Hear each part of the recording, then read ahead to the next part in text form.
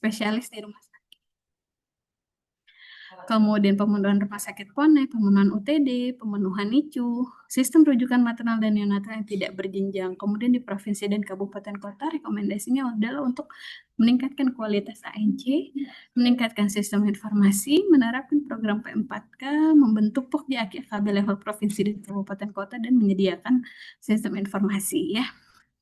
Sehingga intervensi program penurunan AKI dan AKB adalah dengan adanya kampanye gerakan sayangi ibu hamil, kemudian screening wanita usia subur, screening ibu hamil ya dengan ANC, screening bayi baru lahir, dengan adanya kunjungan neonatal juga ya sekaligus di sana, kemudian di tingkat tata laksana dengan menata laksana faktor resiko usia yang ditemukan dari hasil screening, tata laksana komplikasi ibu hamil bersalin nifas dan bayi baru lahir yang ditemukan gitu ya, dan rujukan yang terencana maupun rujukan kegawat daruratan.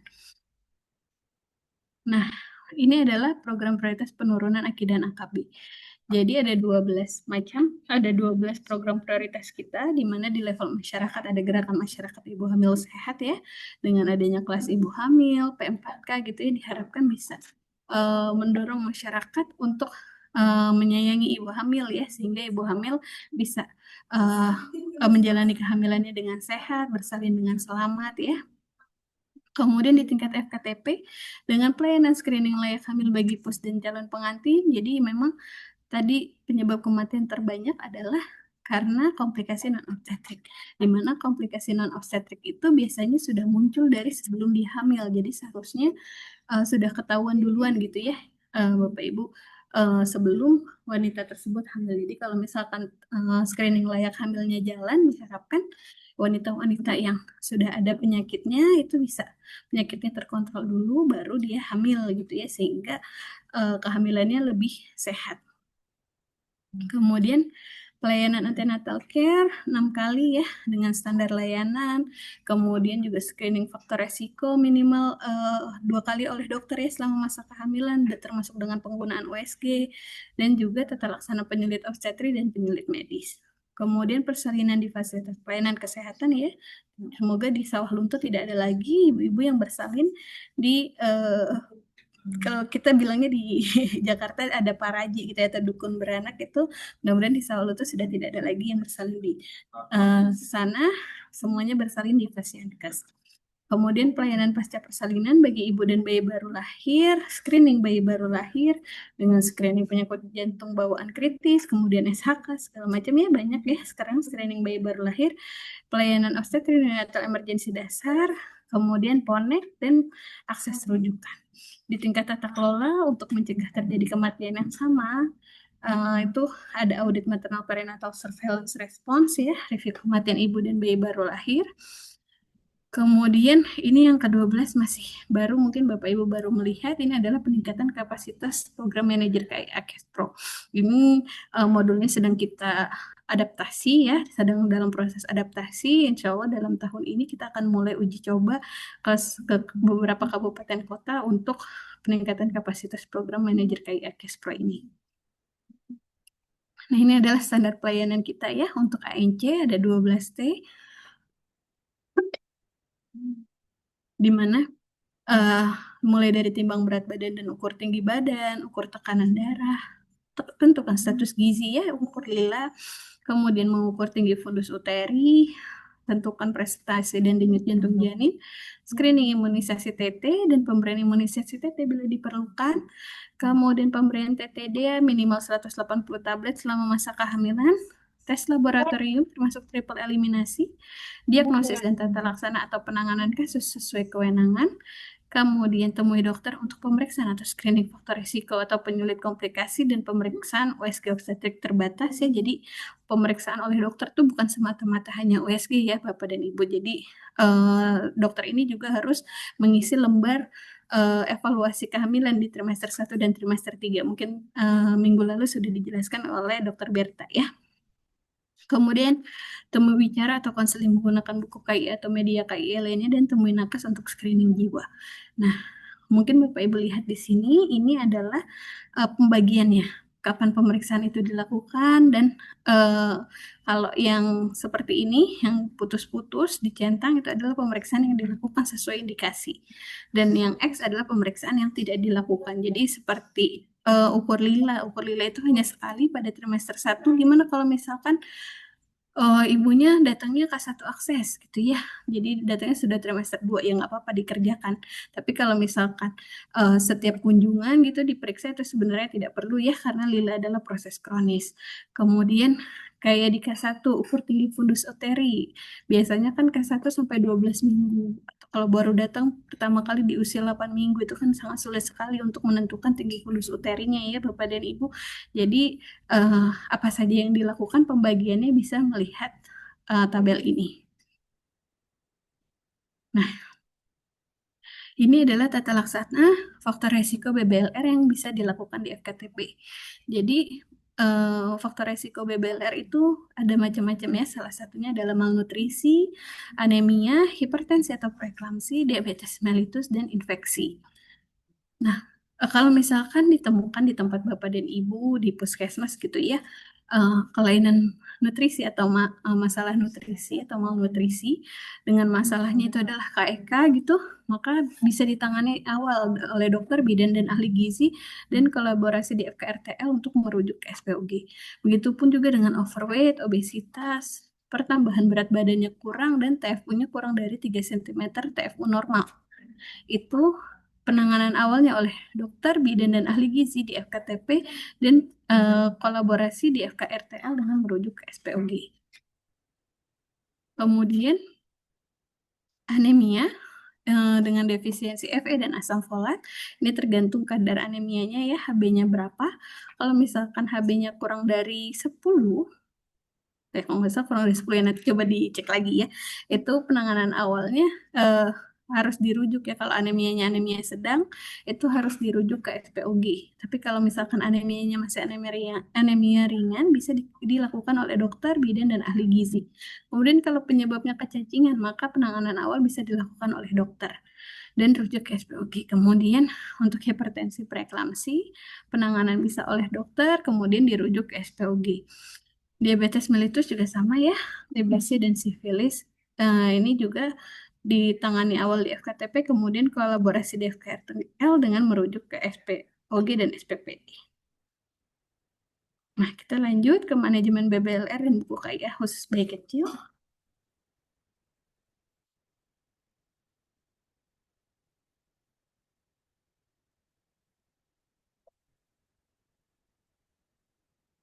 Data pada slide ini, Bapak dan Ibu mungkin bisa melihat di layar masing-masing ya. Jika ibu hamil dengan resiko BBLR, datang ke puskesmas ya. Kalau ibu hamil tentu saja datangnya mau ANC ya. Dilakukan ANC, screening kesehatan, dan di USG. Kalau misalkan ketemu nih faktor resiko tadi ya, faktor resiko BBLR yang tadi ada anemia, KEK gitu ya, maka puskesmas melakukan tata laksana faktor resikonya dan juga bisa merujuk ke RSUD untuk rujukan tata laksana faktor resiko. Nah, kalau ibu bersalin dengan resiko BBLR, ini harapannya uh, di dirujuk ke RSUD ya untuk rujukan persalinan dan rujukan perawatan BBLR. Puskesmas Ponet, kalau misalkan terpaksa ya ibu bersalinnya sudah bukan kala aktif gitu misalkan ya, ya puskesmas Ponet tentu saja harus tetap menangani ya dirawat BBLR-nya, cuma kewenangan puskesmas Ponet adalah di 2000 sampai 2500 gram dan dalam kondisi yang stabil gitu ya. Kalau misalkan kurang dari 2000 gram atau 2000 sampai 2500 gram tidak stabil, itu bisa dirujuk ke RSUD untuk rujukan perawatan BBLR.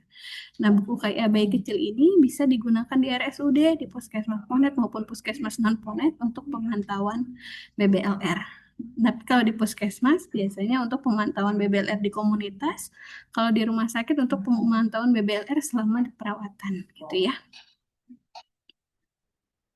Nah, apa sih buku KIA khusus bayi kecil itu? Buku KIA khusus bayi kecil ini adalah alat bantu yang mendukung ibu atau pengasuh bayi dengan berat badan lahir kurang dari 2500 gram atau BBLR ya, atau usia kehamilannya kurang dari sama dengan 37 minggu melalui pencatatan dan edukasi tambahan khusus bayi kecil untuk menambah atau melengkapi isi buku KIA dan digunakan bersama dengan buku KIA. Gitu ya. Jadi kan selama kehamilan dikasihnya buku pink. Nah, kalau misalkan ternyata hasilnya adalah bayinya lahirnya prematur atau bayi yang dilahirkan kurang dari 2.500 gram, maka diberikan lagi buku KIA khusus bayi kecil gitu ya. Nah, penggunanya siapa aja? Penggunanya dari FKRTL, FKTP ya, puskesmas, klinik, kemudian juga ibu pengasuh keluarga dan juga komunitas ini juga bisa menggunakan buku KIA khusus bayi kecil karena di dalamnya nanti banyak lembar-lembar informasi gitu ya. Nah, tujuannya apa sih dengan adanya buku KIA khusus bayi kecil ini? Harapan kami buku KIA khusus bayi kecil ini atau buku KIA KBK ini bisa memberikan informasi, pelayanan dan perawatan kesehatan bayi kecil serta edukasi dalam melakukan pemantauan pertumbuhan dan perkembangan bayi kecil yang tidak ada pada buku KIA. Jadi kalau misalkan eh, bayi-bayi yang lahir prematur gitu ya pakai bukunya langsung buku pink itu biasanya langsung jeglek gitu ya langsung turun kurvanya jelek gitu. Jadi ada buku kayak khusus bayi kecil ini nanti di sana ada usia koreksi. Kemudian sasarannya pengguna buku kayak khusus bayi kecil ini adalah tenaga kesehatan, orang tua, dan keluarga yang memiliki bayi kecil. Apa aja sih yang bisa dilakukan dengan buku KIA khusus bayi kecil ini? Di buku KIA khusus bayi kecil ini bisa untuk menghitung usia koreksi, kemudian ada catatan perawatan bayi kecil, kurva Fenton, perawatan metode kangguru ya, edukasinya ada di sana, kemudian perkembangan bayi kecil dan pemantauan harian bayi kecil. Nah, eh, siapa sih sasaran buku KIA khusus bayi kecil ini atau siapa sih yang perlu dikasih buku KIA khusus bayi kecil ini? Tadi sudah saya sampaikan ya, jadi minimal ada salah satu kriteria antara berat lahirnya memang kurang dari 2.500 gram atau usia kehamilannya kurang dari sama dengan 37 minggu. Nah, buku ini digunakannya selama eh, sejak bayi lahir dan setelah bayi mencapai usia kehamilan 50 minggu atau usia koreksinya 10 minggu. Bisa dilanjutkan dengan menggunakan buku KIA dengan tetap menggunakan usia koreksi sampai anak berusia 2 tahun. Jadi usia koreksinya akan tetap digunakan sampai anaknya berusia 2 tahun.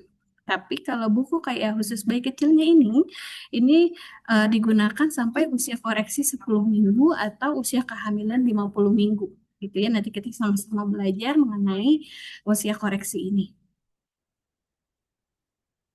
Nah, BBLR dan prematur. Jadi apa sih bedanya? Tentu aja beda ya Bapak dan Ibu. Kalau BBLR itu bayi berat lahir rendah. Bayi berat lahir rendah itu bayi yang lahirnya kurang dari 2.500 gram tanpa memandang usia gestasi.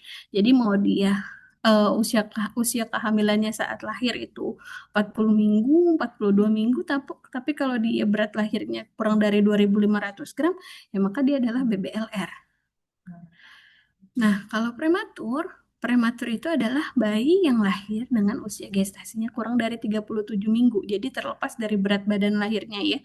Tapi biasanya bayi-bayi yang lahir prematur itu lahirnya rendah gitu ya. Mungkin Bapak Ibu lebih pengalaman di lapangan, jarang sekali bayi-bayi prematur yang berat lahirnya tuh tinggi gitu ya, kecuali dia memang ada kelainan, misalkan ada tumor atau ada apa gitu ya. Tapi biasanya bayi-bayi yang lahir prematur itu berat lahirnya rendah.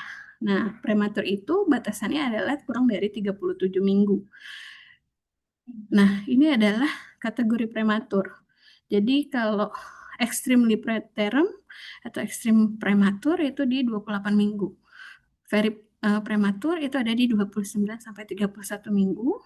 Moderately preterm 32 sampai 34 minggu dan late preterm ada di 35 sampai 36 minggu. Kemudian untuk BBLR itu berat lahir rendah itu kurang dari 2.500 gram. Nah, kalau BBLSR berat lahir sangat rendah, BBLSR itu berat lahirnya kurang dari 1.500 gram.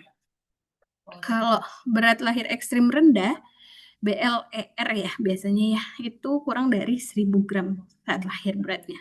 Jadi prematur dan BBLR kategorinya ada masing-masing. Nah, untuk buku Kaya Bayi Kecil ini ada petunjuk penggunaan ya. Di dalam buku kayanya juga setahu saya ada ininya terkait dengan petunjuk penggunaan ada dituliskan. Jadi untuk ibu atau pengasuh eh, bisa membaca dan memahami lembar informasi buku Kaya khusus bayi kecil, kemudian menyampaikan permasalahan dan ketidaktahuan ibu atau pengasuh mengenai kondisi anak ke tenaga kesehatan, kemudian memastikan kelengkapan pelayanan kesehatan dan pemantauan tumbuh kembang bayi kecil, mengisi lembar pemantauan harian bayi kecil di rumah, dan membawa buku KIA khusus bayi kecil dan buku KIA setiap ke Fasiankes. Kemudian tenaga kesehatan harapannya bisa menjelaskan kondisi anak kepada ibu atau pengasuh, kemudian menjelaskan isi buku KIA khusus bayi kecil kepada ibu atau pengasuh ya, ibu atau pengasuh secara aktif dalam pengasuhan dan perawatan bayi, mengisi lembar catatan perawatan dan melakukan tata laksana dan menjalin hubungan dengan ibu atau pengasuh secara proaktif agar dapat memonitoring kondisi bayi kecil. Kenapa di sini ada ya menjalin hubungan proaktif gitu-gitu ya, karena seperti yang tadi kita lihat di depan penyebab kematiannya banyak karena BBLR dan prematur gitu ya. Harapannya dengan buku Kaya khusus bayi kecil ini juga bisa menjalin hubungan yang baik gitu antara tenaga kesehatan dengan pengasuh atau ibu. Nah, ini adalah isinya. Isi buku Kaya khusus bayi kecil.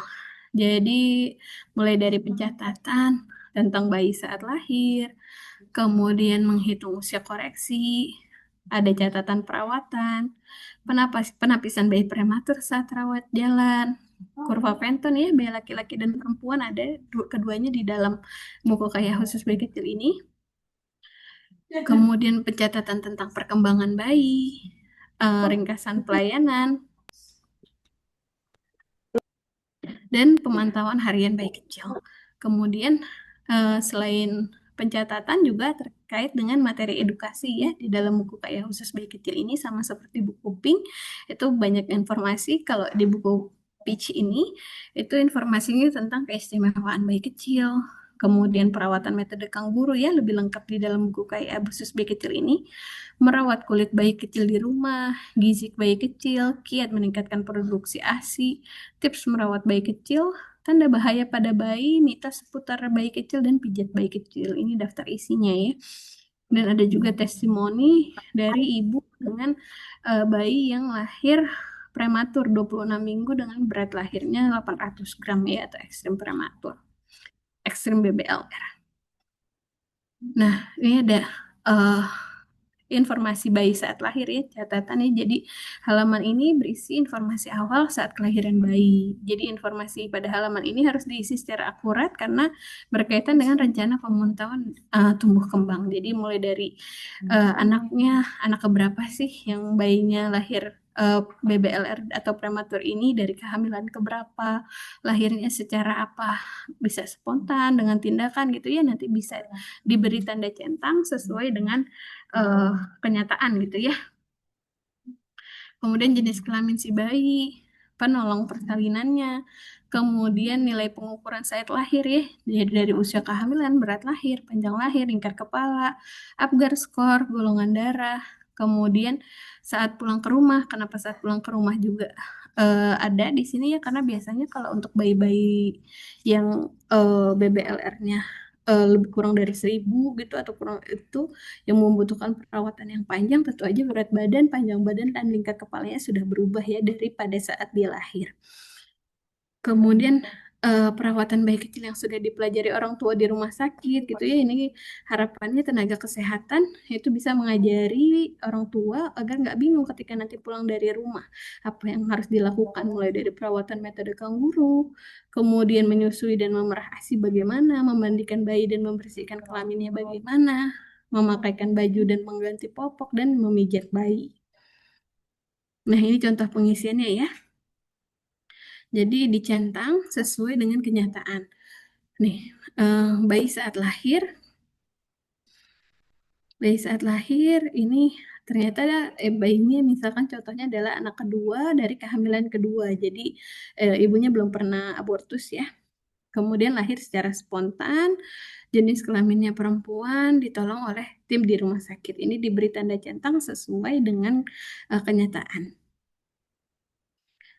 Kemudian ini nilai pengukurannya, ini ya, usia usia kehamilannya 34 minggu, berat lahirnya 1.800 gram ya saat lahir, panjang lahirnya 45, lingkar kepala 30, abgaskernya 57, golongan darahnya AB. Nah, saat pulang dari rumah sakit, biasanya kan dia sudah mendapatkan perawatan yang cukup panjang ya, berat badannya sudah naik ke 2.450, panjang badannya 49 cm, dan lingkar kepalanya 33 cm. Nah, ini yang tadi sudah saya sampaikan ya. Jadi, perawatan bayi kecil yang sudah dipelajari orang tua di rumah sakit dicentang jika sudah diajari oleh tenaga kesehatan. Nah, kenapa sih kita perlu mengistimewakan bayi kecil? Karena memang mereka memiliki keistimewaan-keistimewaan ya. Karena bayi-bayi prematur atau bayi yang kurang bulan itu kan lahir dalam proses penyempurnaan organ. Jadi organnya memang belum terbentuk sempurna gitu ya. Mungkin ada masih yang kurang sempurna gitu ya, sehingga butuh perhatian khusus dan screening. Screening untuk benar-benar tahu apakah bayi tersebut memiliki ketidaksempurnaan organ atau enggak. Kemudian mempunyai perhitungan usia koreksi. Jadi jangan samakan bayi-bayi yang lahir prematur ini dengan bayi-bayi yang lahir aterem. Karena eh, pertumbuhan dan perkembangannya pasti akan berbeda gitu. Kemudian bayi yang lahir prematur ini juga butuh kehangatan yang lebih karena lapisan lemaknya lebih sedikit dan kulitnya juga lebih tipis ya dibandingkan dengan bayi-bayi yang lahir aterem. Kemudian kebutuhan asupan gizi yang istimewa, pola pertumbuhan dan perkembangannya memiliki perjalanan yang berbeda ya dengan bayi yang lahir cukup bulan. Penglihatan dan pendengarannya juga harus diperiksa secara rutin pada tahun pertama dan membutuhkan kasih sayang, dukungan emosional, serta stimulasi yang lebih intensif. Nah, ini adalah cara untuk menghitung usia koreksi. Usia koreksi itu apa sih? Usia koreksi itu adalah suatu perhitungan untuk menyesuaikan usia bayi karena lahir prematur, sehingga acuan tumbuh kembangnya menjadi sesuai dengan yang seharusnya. Jadi harus dikoreksi dulu sebelum kita melihat tabel tumbuh kembangnya. Gitu. Nah, setiap bayi yang lahir prematur atau kurang dari sama dengan 37 minggu itu harus dihitung usia koreksi karena berpengaruh pada pemantauan pertumbuhan dan perkembangan hingga usia 2 tahun. Jadi usia koreksi dipakai sampai 2 tahun. Gitu ya. Gimana sih cara ngitungnya? Umur koreksi itu umur kronologis dikurangi prematuritas. Batas etermnya itu adalah 40 minggu dan konversinya sampai dengan umur 2 tahun. Nah, kalau misalkan BBLR-nya ternyata di usia kehamilan yang cukup bulan gitu ya, misalkan di usia kehamilannya 39 minggu, ya nggak usah dilakukan perhitungan usia koreksi ya, karena dia tidak prematur. Jadi yang perlu usia koreksi adalah bayi-bayi yang lahirnya prematur. Gitu. Nah, ini rumusnya ya, tapi coba kita latihan, Bapak dan Ibu. Ini adalah contoh perhitungan usia koreksi. Misalkan bayi A lahir dengan usia gestasinya 32 minggu, datang ke klinik pada umur 4 bulan. Jadi umur koreksi adalah umur kronologis dikurangi prematuritas. Umur kronologisnya adalah 4 bulan ya. Kemudian prematuritasnya adalah 40 minggu, batas aterem, dikurangi dengan usia gestasi saat lahir, dia 32 minggu. Sehingga 4 bulan dikurangi 8 minggu atau 2 bulan adalah 2 bulan. Jadi bayi A ini usia koreksinya adalah 2 bulan. 2 bulan atau berarti sekitar ada di 40 minggu ya. Gitu. Nah, kalau yang ini Bapak dan Ibu mungkin bisa jawab di kolom chat ya. Bayi lahir prematur 33 minggu. Saat ini usia bayinya 2 bulan atau 8 minggu. Usia koreksinya saat ini berapa berarti? Mungkin bisa dijawab di kolom chat, silahkan.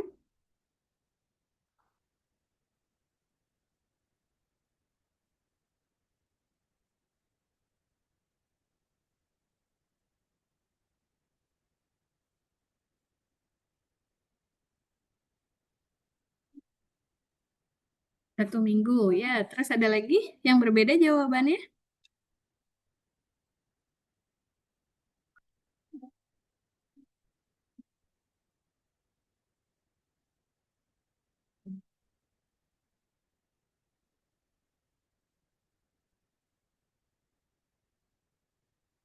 satu minggu ya, semuanya sama. Kita lihat jawabannya, ya benar 1 minggu. Karena usianya saat ini adalah eh, 8 minggu ya. 8 minggu, kemudian lahir prematurnya 33 minggu. Berarti kan prematuritasnya adalah 7 minggu. Jadi 8 minggu dikurang 7 minggu adalah 1 minggu.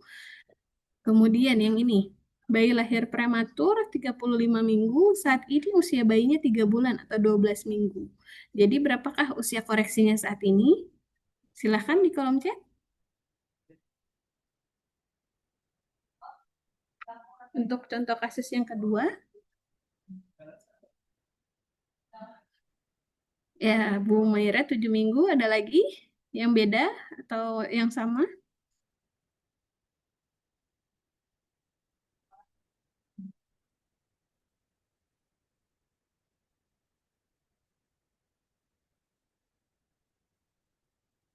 Oke, baik. Ya, benar ya. Jadi, sudah pada paham, usia kronologisnya saat ini 12 minggu, kemudian kurangi prematuritasnya. Prematuritasnya 40 minggu dikurangi 35 minggu, berarti adalah 5 minggu ya. Jadi, 12 dikurangi 5 minggu adalah 7 minggu. Jadi, usia koreksi bayi ini adalah 7 minggu.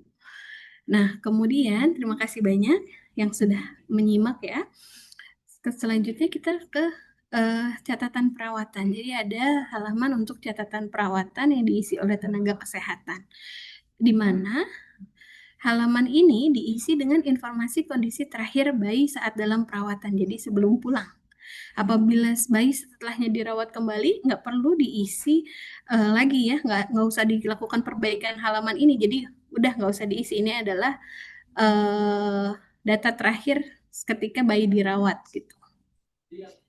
Lama perawatan bayi di rumah sakit berapa hari ya, apalagi kalau bayi yang lahirnya ekstrim banget ya, tadi di awal 800 gram, itu bisa perawatannya kan panjang, bisa sebulan, 2 bulan gitu ya.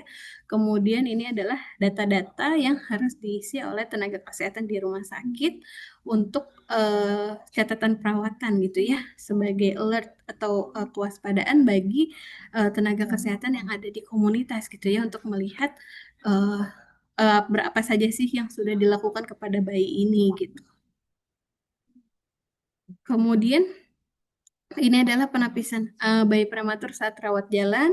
Jadi halaman ini berisi indikasi dan saran waktu pemeriksaan penapisan. Jadi jenis penapisannya ada USG kepala, kemudian retinopati pada prematur ya, di mana memang sering sekali terjadi. Kemudian gangguan pendengaran, fungsi tiroid, ini ada indikasi dan saran juga untuk waktu pemeriksaannya. Kemudian tenaga kesehatan itu bisa mengisi tanggal pemeriksaan tersebut dan hasilnya bagaimana gitu ya setelah dilakukan penapisan ini. Nah, ini adalah kurva Fenton. Jadi di halaman mungkin yang di komunitas akan lebih sering ketemu sama ini ya, kurva pertumbuhan Fenton. Halaman ini tujuannya untuk memplotting hasil pemantauan pertumbuhan bayi prematur. Jadi tenaga kesehatan itu perlu menimbang berat badan, mengukur panjang badan dan lingkar kepala, dan habis itu melakukan plotting di kurva Fenton ini. Nah, kalau misalkan bayinya sudah mencapai usia kehamilan 50 minggu atau usia koreksi 10 minggu, maka pencatatan bisa langsung dilanjutkan di dalam buku KIA yang pink, dengan tetap menggunakan usia koreksinya sampai anak berusia 2 tahun. Jadi waktu kejarnya itu sampai 2 tahun. Uh, Ketika sudah lewat 2 tahun berarti usianya sudah disamakan dengan usia kronologis gitu ya. Nah, untuk menggunakan kurva Fenton, caranya bagaimana sih? Untuk menggunakan kurva pertumbuhan Fenton ini, pastikan teman-teman sudah punya data dasar dan data saat ini. Makanya tadi di depan itu juga kan ada data dasar ya. Ketika lahir, kemudian usia kehamilannya tuh berapa pada saat lahir, kemudian berat lahir, panjang lahir, lingkar kepala, dan jenis kelamin. Nah, untuk data saat ini adalah data saat ini atau usia kronologis, berat badan, panjang badan, dan lingkar kepala. Ini adalah cara menggunakannya. Jadi cari kurva sesuai dengan jenis kelamin bayi. Jadi di dalam buku KIA khusus bayi kecil sudah disediakan ya kurva Fenton untuk bayi perempuan dan bayi laki-laki.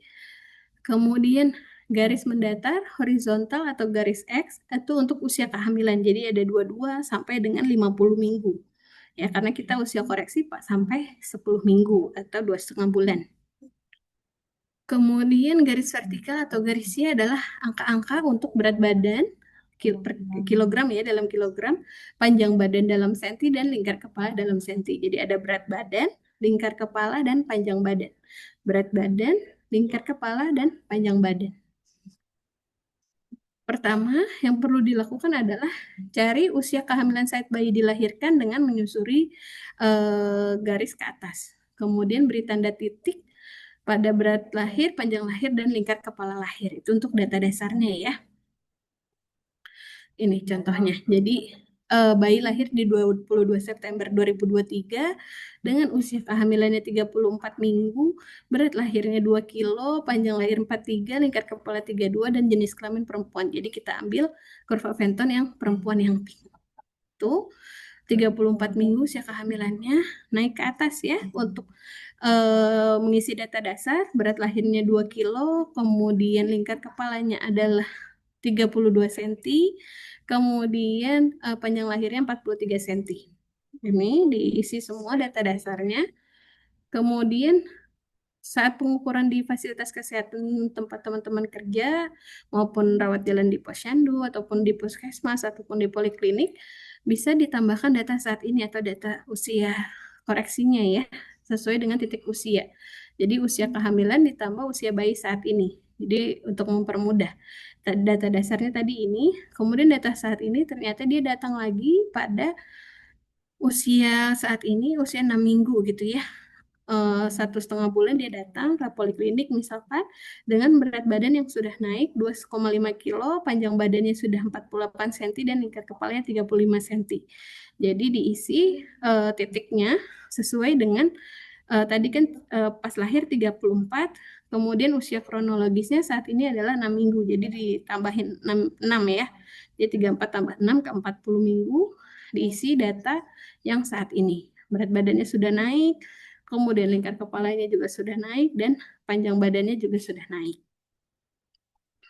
Nah, yang perlu teman-teman perhatikan adalah tanda bahaya pada pertumbuhan bayi.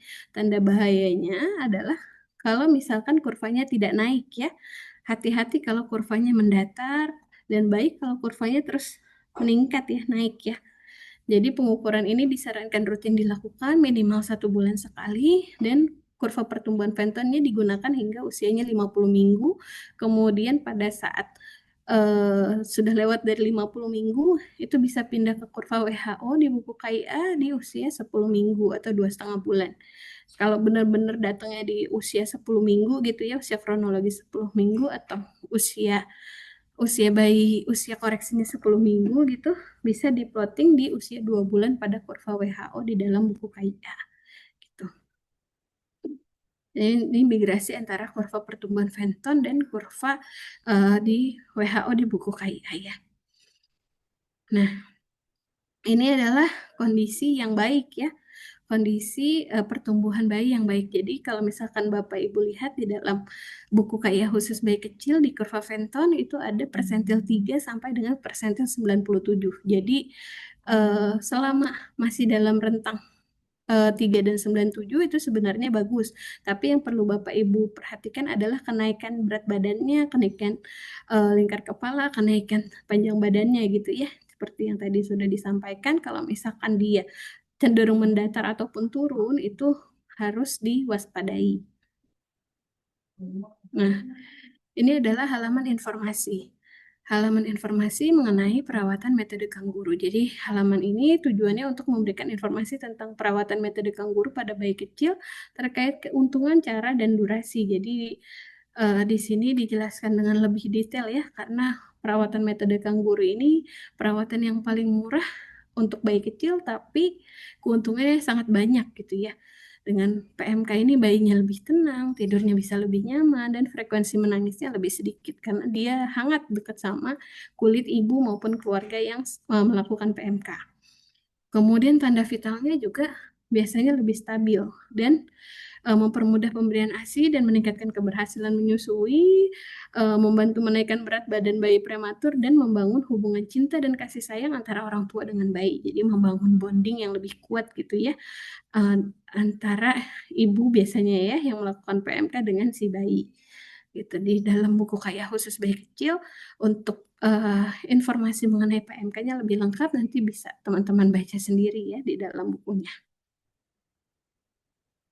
Nah, ini terkait dengan perawatan metode kanguru, ini adalah cara terbaik ya untuk memberikan kehangatan dan kenyamanan pada bayi yang bisa dilakukan oleh orang tua ya, baik ibu maupun ayah ataupun anggota keluarga yang sehat secara bergantian. Jadi jangan yang sakit ya, takutnya bayi kecilnya tertular. Perawatan metode kanguru ini bisa dilakukan untuk yang berat badannya kurang dari 2.500 gram dan bayi stabil walaupun dengan bantuan napas. Jadi bisa tetap dilakukan. Nah, keuntungannya apa sih? Ini ya yang tadi sudah disampaikan, jadi mulai dari bayinya lebih tenang, tanda vitalnya lebih stabil, kemudian pemberian ASINya juga lebih mudah, membantu menaikkan berat badan bayi prematur, dan membangun hubungan cinta ya, jadi bondingnya lebih kuat. Ini adalah langkah-langkah untuk melakukan PMK. Dimulai dari ibu dan anggota keluarga harus menjaga kebersihan pribadi, mandi, mencuci tangan sebelum dan sesudah memegang bayi. Kemudian bayinya dibiarkan telanjang, hanya menggunakan popok, kaos kaki, dan topi. Ini ya, contohnya ya. Kemudian kaki bayi diletakkan dalam posisi kodok, sedangkan tangannya menekuk seperti ini, usaha kayak M gitu ya, kayak gendong M. Usahakan agar perut bayi menempel pada perut ibu bagian atas dan tidak tertekan. Kemudian posisikan kepala bayi sedikit menengadah ke sisi kanan atau kiri agar bayi dapat bernafas dengan nyaman. Kemudian amankan posisi bayi dengan kain panjang atau pengikat lainnya. Dan jika ibu hendak berdiri, pastikan ikatan kainnya kuat agar bayi tidak tergelincir. Jadi bayinya tetap aman gitu ya, walaupun diajak ibunya pergi-pergi gitu ya, sambil keliling-keliling, sambil dinyanyiin gitu-gitu ya. Ini adalah langkah melakukan PMK. Nah, durasinya itu ada dua, intermittent maupun yang continue. Kalau yang intermittent itu biasanya bayi yang dilakukan perawatan intensif di rumah sakit. Jadi PMK dilakukan saat ibu mengunjungi bayi aja gitu ya. Durasi minimalnya 1 jam secara terus-menerus. Kalau PMK continue itu dilakukan sepanjang waktu untuk bayi yang sudah stabil dan pindah ke ruang rawat atau rawat gabung di rumah sakit ataupun sudah pulang ke rumah. Jadi tetap dilakukan PMK selama bayinya mau. Jadi nanti bayi sendiri yang akan menentukan kapan perawatan metode kanguru ini dihentikan. Cirinya apa sih kalau bayi sudah tidak membutuhkan PMK lagi? Bayinya biasanya akan menendang dan gelisah ketika sudah tidak nyaman dilakukan PMK. Jadi dia udah ngerasa sumuk gitu ya, panas ya. Tapi kalau misalkan bayi-bayi berat lahir rendah yang masih butuh PMK, biasanya dia masih seneng didekep sama ibunya gitu ya di PMK. Karena kan anget.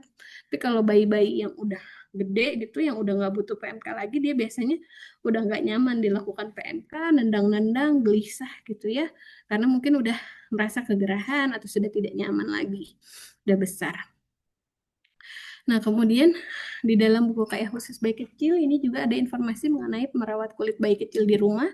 Ini karena ada halaman-halaman ini dikarenakan pada saat kita turun lapangan gitu ya, banyak sekali mitos-mitos dan yang menyeramkan gitu ya tentang perawatan bayi kecil di rumah. Jadi si bayinya nggak dimandi-mandiin, kemudian nggak dirawat dengan baik gitu ya. Jadi di dalam buku kayak khusus bayi kecil ini memang informasinya lebih lengkap terkait dengan mengurus bayi kecil. Jadi di dalam halaman ini memberikan informasi tentang cara merawat kulit bayi kecil di rumah, antara lain dengan cara memandikan, menggunakan pelembab, dan juga merawat tali pusat. Kemudian ada juga halaman untuk terkait dengan gizi bayi kecil gitu ya. Jadi ini halaman untuk informasi tentang prioritas pilihan gizi untuk bayi kecil dan faktor yang mempengaruhi pengeluaran ASI. Jadi tetap untuk bayi kecil pun prioritas asupan gizinya adalah ASI. Kalau ASInya nggak bisa, ASI ibunya misalkan sedikit atau nggak keluar gitu ya, bisa dengan ASI donor. Kemudian yang ketiga baru penambahan human milk fortifier, dan yang keempat baru pendamping ASI untuk bayi kecil. Itu jadi harapannya eh, si ibu ini bisa semakin sering menyusui karena produksi ASINya juga akan semakin banyak. Gitu ya. Di sini juga ada informasi agar orang tua maupun tenaga kesehatan bisa menggunakan buku ini gitu ya untuk menyampaikan edukasi kepada ibu atau pengasuh bayi kecil.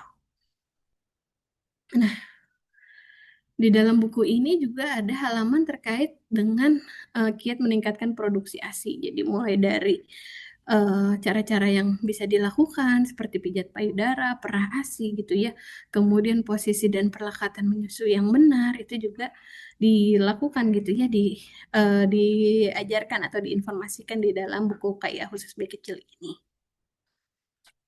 Nah, ini tips merawat bayi kecil. Jadi mulai dari persingkat kunjungan ke fasilitas kesehatan ya. Harapannya jangan lama-lama kayak apa si bayi kecil ini bisa mendapatkan prioritas sehingga tidak antri lama. Kemudian jaga kebersihan di rumah. Jangan sampai bayi ini terkena infeksi gitu ya. Kemudian bapak-bapak perokok juga harapannya bayi jangan sampai terkena paparan asap rokok. Kemudian bayinya tidur dalam posisi telentang tanpa bantal dan selimut ya. Takutnya ada yang menghalangi jalan nafasnya.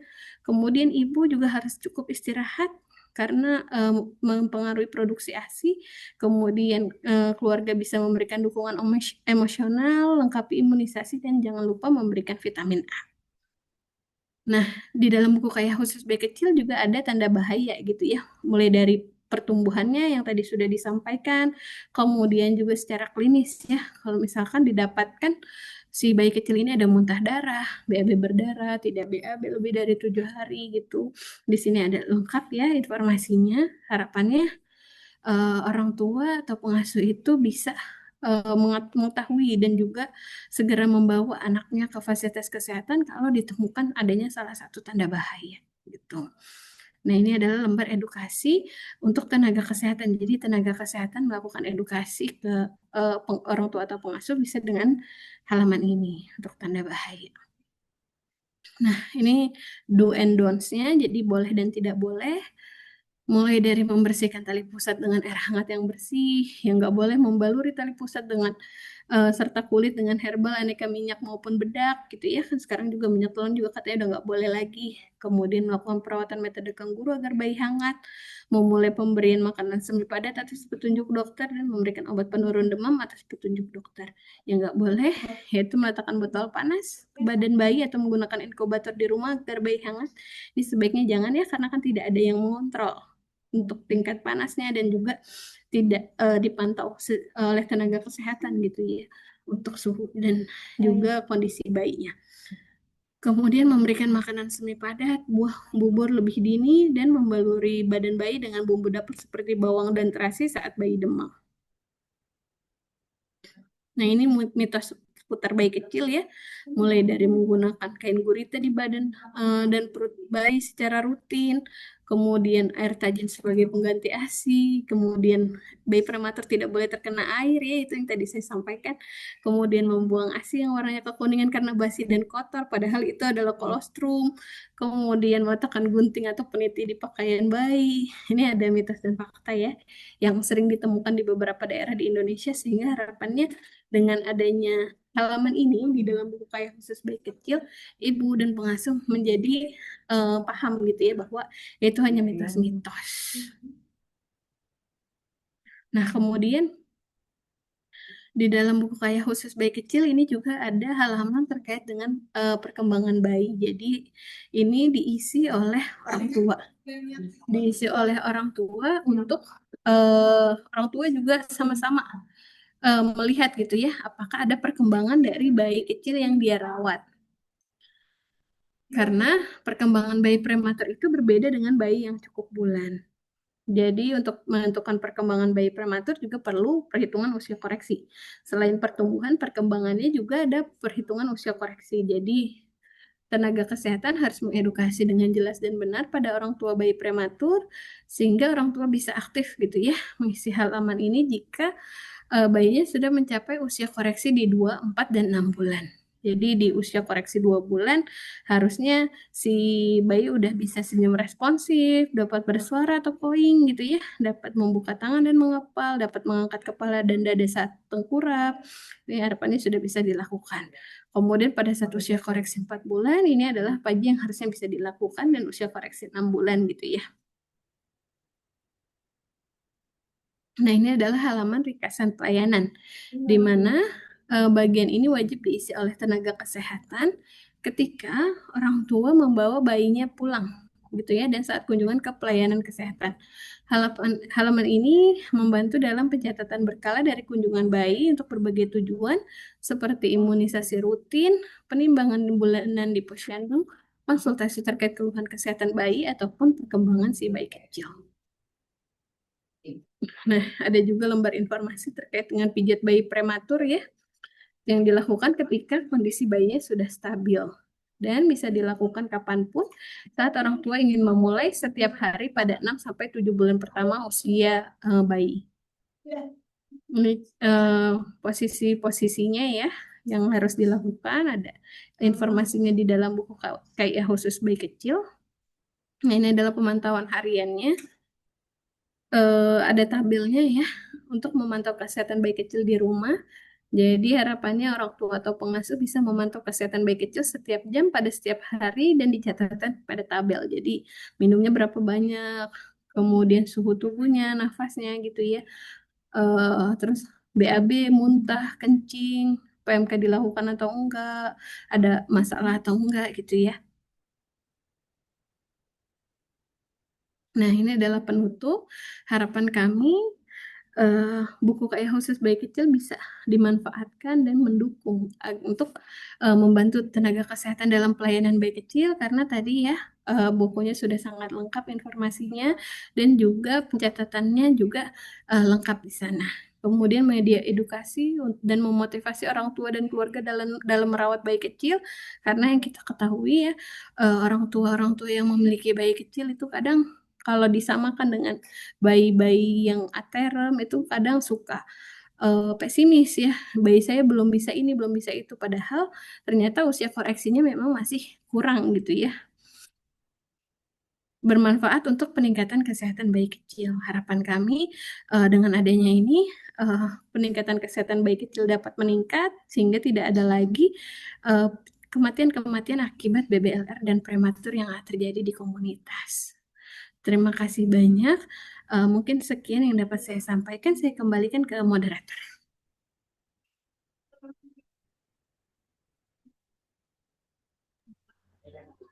Terima kasih Dr. Hani yang sudah memaparkan ya kepada kita semua tentang kegunaan dan cara pengisian dari buku KIA bayi kecil. Sudah sudah disampaikan semua yang ada di dalam bukunya.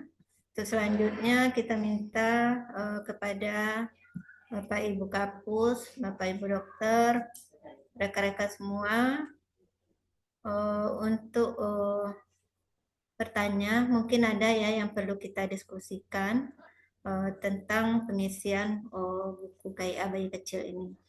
Kepada kawan-kawan kami persilakan.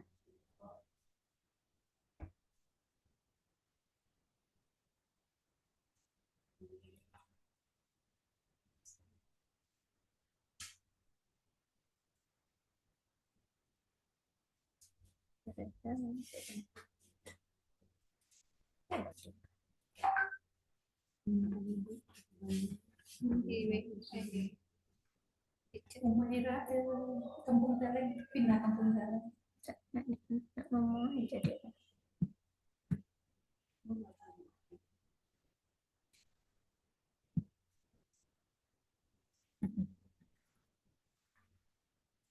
Dr. Hani, di link chat kita lihat ya, ada dari Puskesmas Kampung Teleng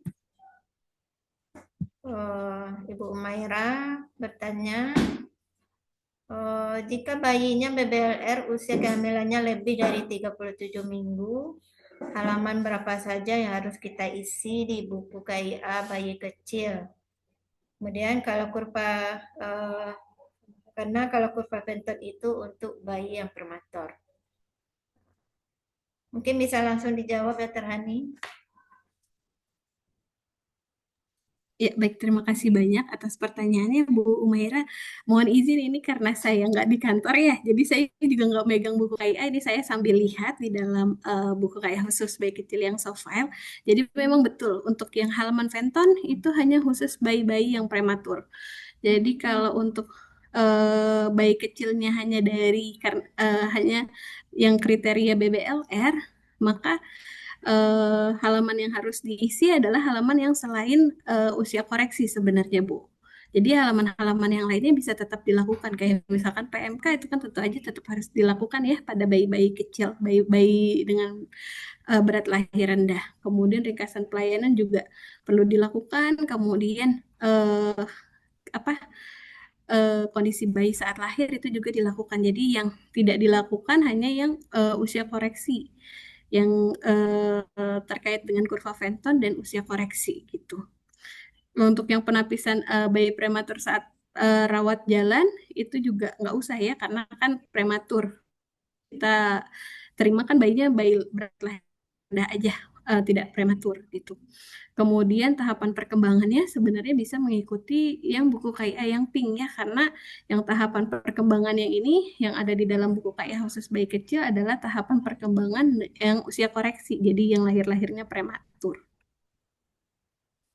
Gitu. Jadi kalau untuk halaman yang harus diisinya aja saya sebenarnya nggak hafal ya Bu ya, karena buku kayaknya juga saya adanya software-nya yang sudah ini nih, yang sudah versi print, jadi halamannya agak acak-acakan, tapi yang memang tidak perlu dilakukan kalau misalkan penerima buku pitch atau buku KBK ini dengan kriteria BBLR adalah bagian-bagian yang punyanya prematur, yang usia koreksi, kemudian juga yang kurva Venton, itu kan pakai usia koreksi juga ya, jadi memang tidak perlu dilakukan. Gitu, mungkin cukup jelas ya Bu Maira, maafkan. Saya nggak hafal kalau ditanya halaman-halamannya. Tapi kalau untuk yang selain itu silahkan diisi. Kayak perawatan bayi BBLR gitu ya di rumah sakit, itu kan juga kalau misalkan BBLR dirawat di rumah sakit juga tetap harus dilakukan perawatan bayinya, apa saja yang sudah dilakukan gitu ya kalau yang menerima perawatan di rumah sakit. Terima kasih ya Terhani. Jadi Bu Umaira, silakan diisi selain yang Venton dengan usia koreksi. Mungkin bisa dilihat langsung ya di buku KIA bayi kecilnya. Ini lanjut Bu. Jika buku KIA bayi kecil belum diberikan di rumah sakit, apakah bisa kami Puskesmas yang memberikan? Kemudian apakah perlu kami isi keadaan bayi saat lahir? Ya, baik. Terima kasih banyak. Ini pertanyaannya menarik nih, Bu Dr. Lira izin. Jadi memang pada saat kita piloting untuk buku KIA khusus bayi kecil ini, seingat saya ya di kabupaten, salah satunya adalah Kabupaten, bukan Pekalongan, Banyumas. Kabupaten Banyumas ya, di Jawa Tengah. Itu Dinas Kesehatan itu memberikan surat edaran, Bu Dr. Lira. Jadi surat edaran terkait dengan yang halaman catatan perawatan di rumah sakit. Jadi sekalipun rumah sakitnya tidak memiliki buku KIA khusus bayi kecil gitu ya, mungkin belum terdistribusikan atau apa, mereka tetap harus mengisi dan pada saat proses rujuk balik itu disertakan. Jadi datanya tetap bisa terisi di dalam buku KIA khusus bayi kecil ini. Jadi kalau misalkan pertanyaannya, jika belum diberikan di rumah sakit, apakah bisa kami Puskesmas yang memberikan? Bisa, Bu. Nah, apa perlu kami isi keadaan bayi saat lahir? Nah, itu harapannya terjadi kerjasama yang baik ya, Bu, antara rumah sakit dan Puskesmas. Jadi, rumah sakit yang memberikan perawatan pada saat bayi ini dirawat, ya, bayi kecil ini dirawat, sehingga datanya juga lengkap gitu ya, memberikan kewaspadaan-kewaspadaan bagi tenaga kesehatan yang ada di komunitas gitu. Jadi mungkin itu praktik baik yang bisa dipraktikkan juga di Dinas Kesehatan Kabupaten Sawalunto, Bu, untuk surat edaran dan juga edukasi juga sosialisasi juga ke rumah sakit sehingga data-data tersebut tidak kosong gitu. Gitu. Baik, Dokter Hani. Ini tadi Bu Umaira juga ya. Nah, jadi bisa kita lengkapi ya dengan berkoordinasi dengan RSUD atau rumah sakit lain yang menangani persalinan dari bayi tersebut. Selanjutnya, Bapak Ibu silakan.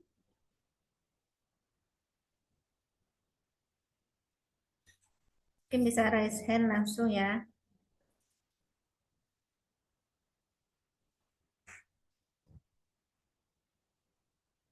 Ini bisa ya. Kalau bayi kecilnya di Sawah Lunto banyak nggak sih, Bu? Oh, lumayan juga, Dokter. Ini sampai kondisi Agus ya, Bu. Kita ada 43 bayi kecil dari 474 kelahiran. 43 dari 470 kelahiran ya, lumayan ya berarti. Per 10%. Ya. Sekitar 10%, Bu. Hampir 10% ya, Bu ya, lumayan juga. Terus selama ini buku kayak khusus bayi kecilnya sudah digunakan dengan baik atau karena tidak digunakan dengan baik makanya ada sosialisasi ini? Ya, karena masih ada yang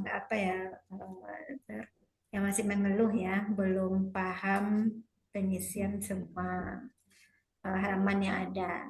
Jadi makanya kita adakan sosialisasi ini supaya nanti bukunya terisi dan juga bisa disampaikan ke keluarga pasien atau ibu. Oke. Bapak Ibu, silakan.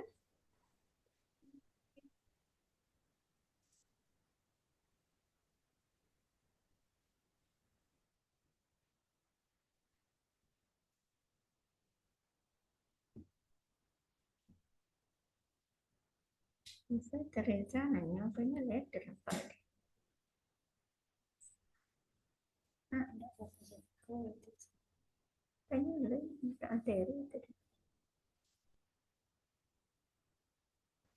Halo Bapak Ibu, apakah kita masih bersama?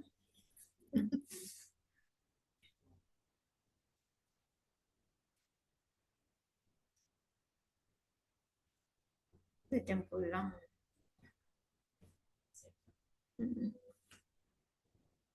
Sampai pulang.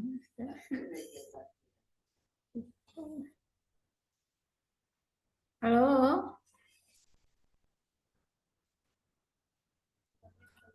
Halo, mohon responnya.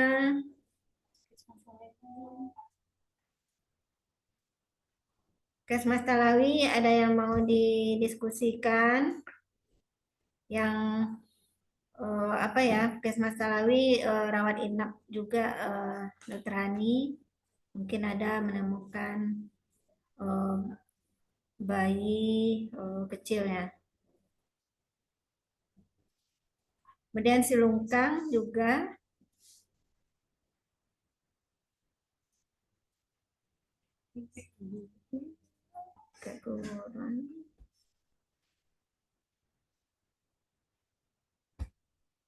Responnya Bapak Ibu?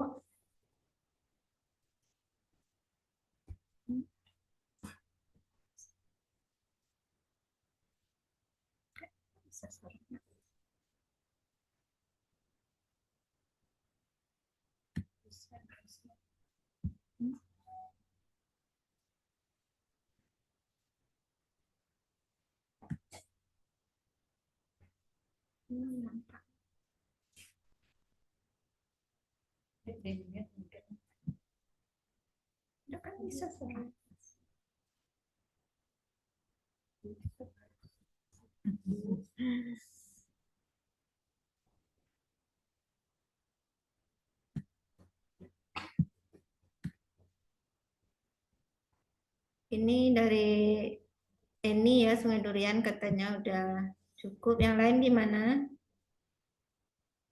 Kita siap-siap mau pulang. Ini Dokter Hani, Puskesmas kan 2:30 jadwal pulang.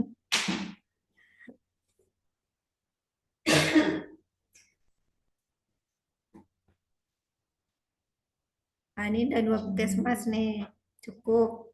4 puskesmas lagi. Penteleng sudah. Kolok gimana? Gimana? Sudah cukup? Kolok, Silungkang? Oh, Lunto ya, Lunto gimana?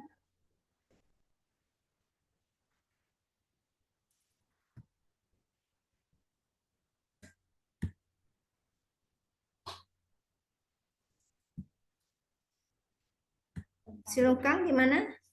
Sudah cukup sih.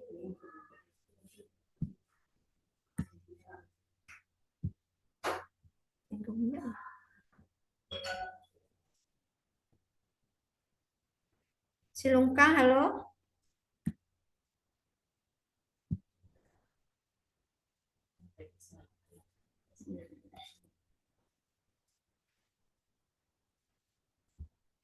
Baiklah, Dokter Hani mungkin saat ini Bapak Ibu yang ada di Puskesmas karena sudah jam pulang jadi konsentrasi sudah apa ya, tidak fokus lagi.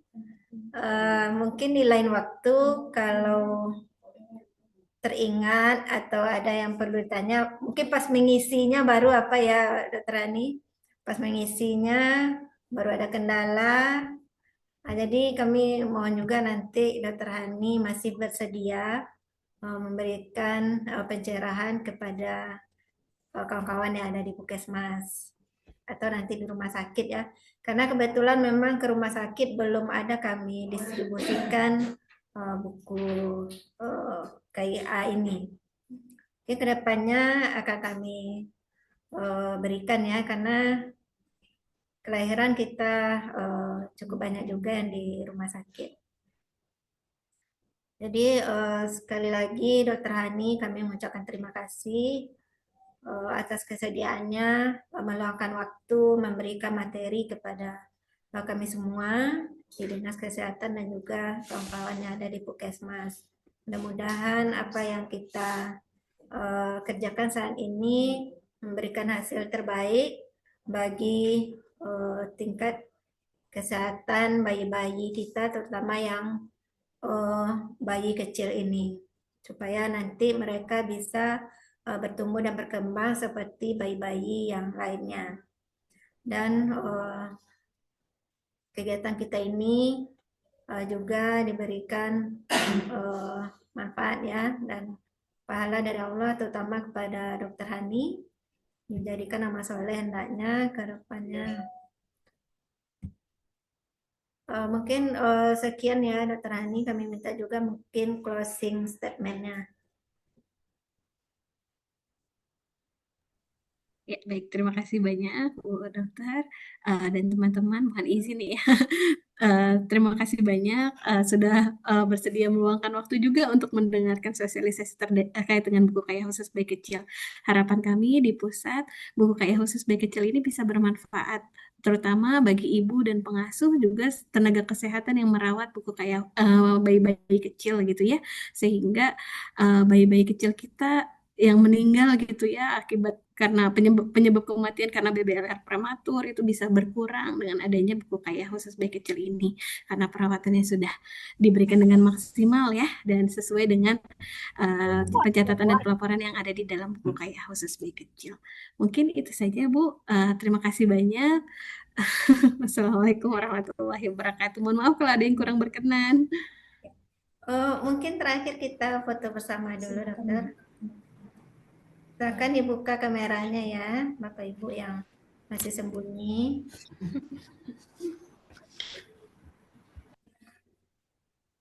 Berapa itu? Sebentar. Mana cara apa ya? View.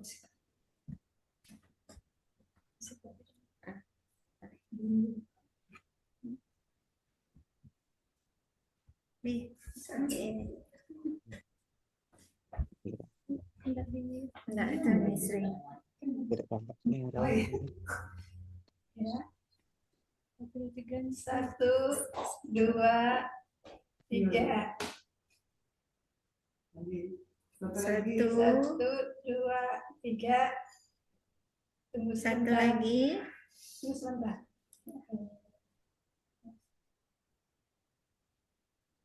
Dani, Tunggu sebentar. sebentar ya Bapak Ibu. Masih ada satu lagi.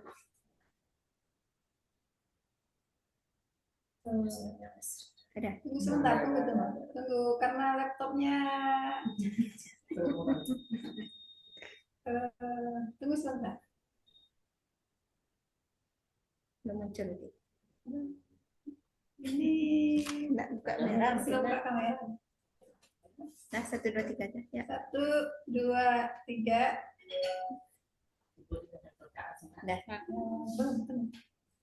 Sebentar. Udah sesuai. Belum. Iya. Enggak, kan udah selesai fotonya. Belum. Di satu lagi. Satu slide lagi. 2, 3. 1, Dani. 1, 1, 2, 2. 3. Nah, Sudah. sudah selesai ya Bapak Ibu, kita foto bersama. Sekali lagi terima kasih Dr. Hani, kawan-kawan Puskesmas yang sudah bersedia hadir ya di sosialisasi kita ini. Mohon maaf, mungkin ada kata-kata yang tidak pada tempatnya. Wabillahi taufiq wa hidayah. Assalamualaikum warahmatullahi wabarakatuh. Waalaikumsalam warahmatullahi wabarakatuh. Terima kasih Bu, izin leave. Ya, terima kasih Dr. Hani.